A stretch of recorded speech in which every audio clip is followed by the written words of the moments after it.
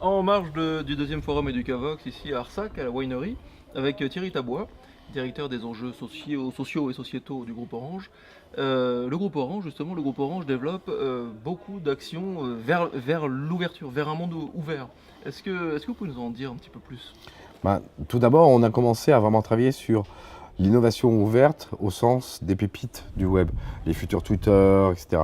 Donc on a mis tout un tas d'éléments en place, que ce soit aux États-Unis, en France, des Orange Fab, des hackathons, des Fab Labs, etc., de manière à aider cette émergence de nouvelles entreprises qui auront et qui seront le fleuron du web français. Pour autant, en tant qu'entité comme Orange et avec toute l'histoire, tout l'ADN qu'on a, on doit considérer que si on veut faire de l'innovation ouverte, on doit la faire pour tous. Et là, ça repose vraiment sur 3 clés d'entrée. D'abord, les gens sont un peu perdus face au numérique. Donc, il faut donner les conditions d'une sorte d'acculturation. Alors, l'acculturation, elle peut se faire à plusieurs niveaux, hein. Tu as un premier niveau qui va être un niveau où tu vas aider des gens qui sont vraiment, on va dire, en déshérence ou qui sont sortis vraiment de la question du numérique. Là, c'est vraiment de la logique d'inclusion. Ça peut être à la fois des personnes malentendantes, des personnes qui ont du handicap, mais aussi des personnes qui ont des problèmes économiques. On est vraiment dans l'inclusion numérique. Le deuxième point, c'est permettre aux gens de comprendre ce qui se passe ici et maintenant dans leur vie quotidienne.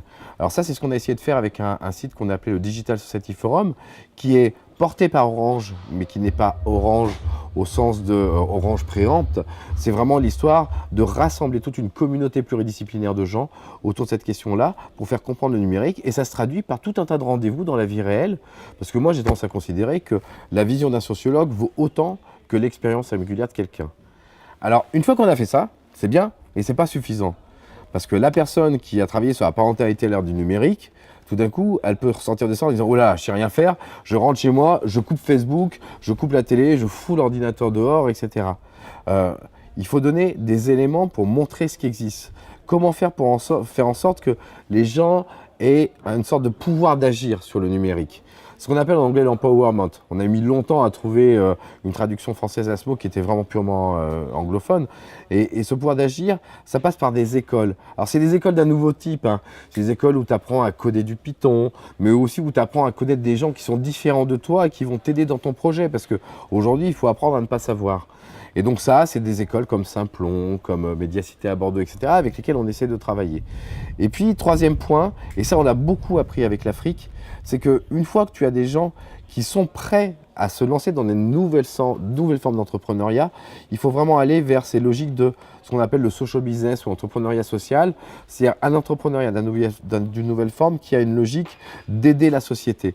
C'est vraiment quelque chose qui est montant, hein. Ce n'est pas un signal faible hein, aujourd'hui. C'est vraiment de plus en plus de gens, ils sont individuels dans la communauté, ils veulent leur individualité propre, ils veulent être reconnus, mais l'idée ce n'est pas individualisme matériel, c'est le temps qui compte, le temps de la rencontre dans la différence, le temps de l'échange, etc. Et derrière servir, faire sens.